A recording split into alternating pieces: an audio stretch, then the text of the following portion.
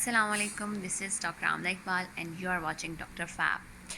So आज हम जिस टॉपिक के साथ कंटिन्यू कर रहे हैं that is hardness of water. ठीक है, इसमें हम देखेंगे कि हार्डनेस ऑफ वाटर होती क्या है. ठीक है, फिर इसकी टाइप्स क्या होती हैं, इसकी कॉजेज़ क्या होती हैं. ठीक है, इसके जो है वो हमें एडवांटेजेस क्या होते हैं, डिसएडवांटेजेस क्या होते हैं. तो ये सारी चीज़ें जो है वो हम इसमें डिस्कस करेंगे. सो फर्स्ट ऑफ ऑल कि what is hardness of water, कि ये होती क्या है. ठीक है, सो हार्डनेस ऑफ वाटर बेसिकली होती क्या है, amount of dissolve calcium and magnesium in water. मतलब क्या है इसका, कि पानी के अंदर डिज़ोल्व कैल्शियम और मैग्नीशियम की कितनी अमाउंट है. ठीक है, amount of dissolve calcium and magnesium in water. ठीक है, तो इसे हम क्या कहते हैं, हार्डनेस ऑफ वाटर. तो ये amount of dissolve calcium and magnesium पे डिपेंड करता है कि पानी जो है वो हार्ड होगा या नहीं होगा. ठीक है, सो अच्छा, इसमें जो है वो कैल्शियम मैग्नीशियम के बेसिकली सॉल्ट्स होते हैं जो पानी के अंदर डिज़ोल्व फॉर्म में प्रेजेंट होते हैं. ठीक है, अब वो जो है वो कौन कौन से सॉल्ट्स हो सकते हैं, उनको हम कॉजेज़ भी कह सकते हैं. ठीक है, सो कैल्शियम और मैग्नीशियम के जो है वो सॉल्ट्स में हमारे पास सल्फेट्स आ जाते हैं. ठीक है, मतलब कैल्शियम सल्फेट हो सकता है, मैग्नीशियम सल्फेट हो सकता है, क्लोराइड्स हो सकते हैं. ठीक है, फिर इनके बाई कार्ब्स हो सकते हैं. ठीक है, उसके अलावा नाइट्रेट्स भी हो सकते हैं. ठीक है, सो मतलब इन सॉल्ट्स की प्रेजेंस में मतलब कि अगर ये वाटर के अंदर प्रेजेंट होंगे तो water would be known as hard. ठीक है, तो ये that is called hardness of water.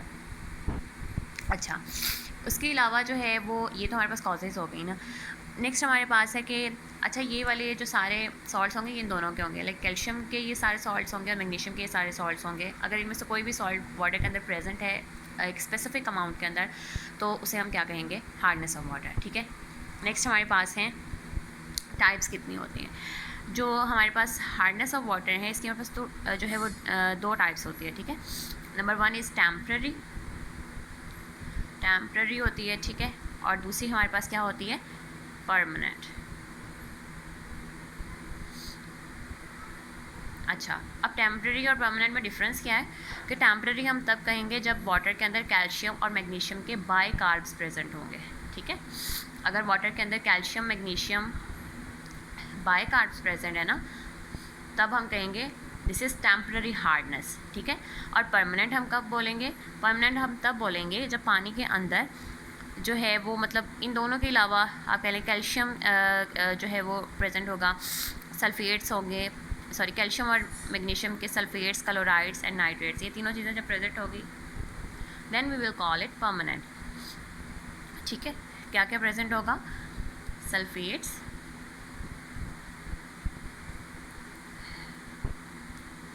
Chlorides and nitrates. ठीक है, जब ये तीनों चीज़ें प्रेजेंट होंगी ना पानी के अंदर, then we will call it permanent hardness. ठीक है, कैल्शियम मैग्नीशियम के ये वाले सॉल्ट्स जब प्रेजेंट होंगे पानी के अंदर, तो तब हम इसे कहेंगे दिस इज़ परमानेंट हार्डनेस. ठीक हो गया.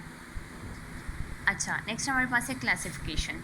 क्लासिफिकेशन किस चीज़ की है, कि वाटर को हम किस तरह से क्लासीफाई करेंगे, either it is soft water, either it is moderately hard, either it is hard water, very hard. ठीक है, तो ये हमारे पास डिपेंड करता है amount of carbonates of calcium present in water. ठीक है, और इनका यूनिट क्या होता है, मिली इक्वलेंट पर लीटर.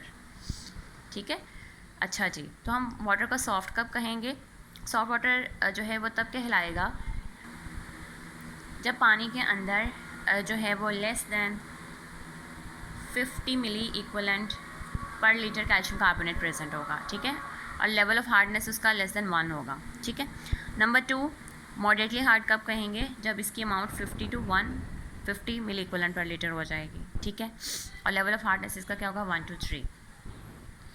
हार्ड वाटर कब बोलेंगे, तब बोलेंगे जब लेवल जो है वो 150 to 300 तक रेस कर जाएगा. ठीक है, और वेरी हार्ड कब होगा, जब मोर देन 300 हो जाएगा. सो ये हमारे पास थी कुछ इसकी क्लासिफिकेशन. ठीक है, नेक्स्ट हमारे पास क्या है, एडवांटेजेस क्या होता है. एडवांटेजेस इसके बहुत जो है वो सिंपल से हैं, लाइक क्या होता है कि ये सीरियस डिजीज़ जो होती हैं उनके चांसेस को कम कर देता है. ठीक है, लेड पॉइजनिंग से प्रिवेंट करता है हमें. ठीक है, और किसी हद तक ह्यूमन यूज़ के लिए भी ये फ़िट आता है, ठीक है। लेकिन डिसएडवांटेज इसके बहुत ज़्यादा हैं।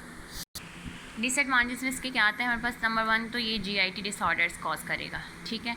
उसके अलावा जब हम इसे कपड़े वगैरह धोते हैं ना, ठीक है, तो साबुन की झाग इतनी नहीं बनती और कपड़े जो होते हैं वो मतलब अच्छे से वॉश भी नहीं होते, ठीक है। उसके अलावा जो है वो पानी ये वाला जो है वो फिर ज़्यादा यूज़ होता है, मतलब कि कम अमाउंट ऑफ वाटर जो है वो फिर काफ़ी नहीं होती कोई भी काम करने के लिए।